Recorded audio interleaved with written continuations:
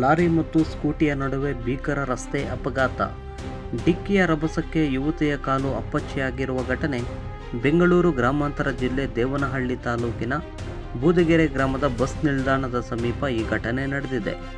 ಇನ್ನು ಅಪಘಾತಕ್ಕೀಡಾದ ಯುವತಿ ದೇವನಹಳ್ಳಿ ತಾಲೂಕಿನ ಹಂದರಹಳ್ಳಿ ಗ್ರಾಮದ 22 ವರ್ಷದ ಲತಾ ಎಂದು ತಿಳಿದು ಬಂದಿದೆ. ಅಪಘಾತದ ನಂತರ ಲಾರಿ ಚಾಲಕ ಸ್ಥಳದಿಂದ ಪರಾರಿಯಾಗಿದ್ದಾನೆ.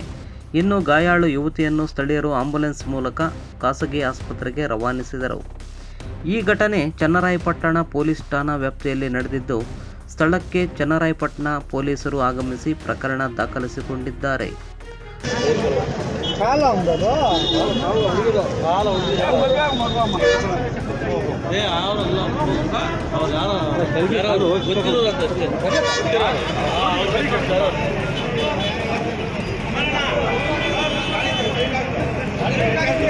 ಅರ್ಜೆಂಟ್ ಇರಪ್ಪ ಏನಾಗಲ್ಲ, ಯಾಕೆ ಅರ್ಜೆಂಟ್ ಇಲ್ಲ. ಗಾಡಿ